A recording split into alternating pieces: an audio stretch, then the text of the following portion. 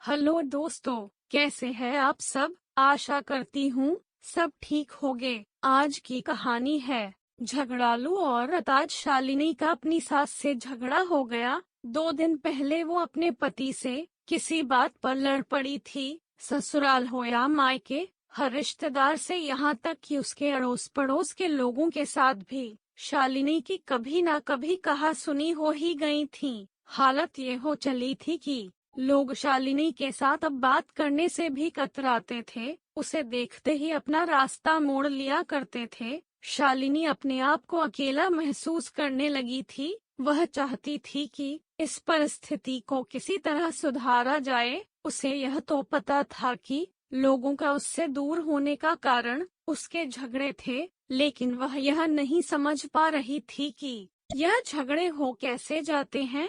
उसने इस सवाल का जवाब ढूंढने के लिए अपने कुछ बुजुर्गों से पूछा, कई किताबें पढ़ डाली, इंटरनेट पर कई ब्लॉग्स चेक किए, लेकिन उसे कहीं पर भी संतुष्टकारक जवाब नहीं मिला। एक दिन शालिनी के दरवाजे पर एक फकीर भीख मांगने आया। शालिनी उसे देने के लिए आटा लेकर आई। उसे लगा कि शायद उसके सवाल का जवाब यह फकीर उसे दे सकता है, इसलिए उसने उस फकीर से भी वह सवाल पूछ लिया। शालिनी ने फकीर से पूछा, फकीर बाबा, क्या आप जानते हैं कि झगड़े होने का सबसे बड़ा कारण क्या है।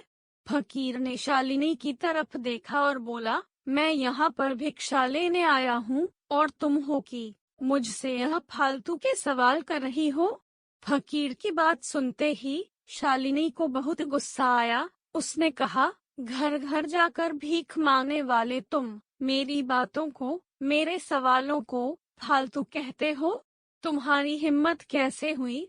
शालिनी ने और भी कई बुरी बातें उस फकीर को सुनाई। शालिनी अभी गुस्से में बोल रही थी कि फकीर बीच में बोल पड़ा, झगड़ों के कई सारे कारण होते हैं, लेकिन जबान पर काबू न होना यही झगड़ों का सबसे बड़ा कारण है। फकीर की बात सुनकर शालिनी गहरी सोच में पड़ गई। फकीर ने भिक्षा का आटा लिया और वहां से चला गया। तो दोस्तों, ये थी हमारी आज की कहानी। आपका क्या कहना है इस कहानी के बारे में, कमेंट करके हमें जरूर बताएं। वीडियो को लाइक कर दीजिए और इसी तरह की कहानियाँ लगातार देखने के लिए चैनल को सब्सक्राइब करके घंटी को दबाकर ऑल पर सेट कर लीजिए, ताकि आने वाली वीडियो का नोटिफिकेशन आपके पास तुरंत पहुँचे। मिलती हूँ।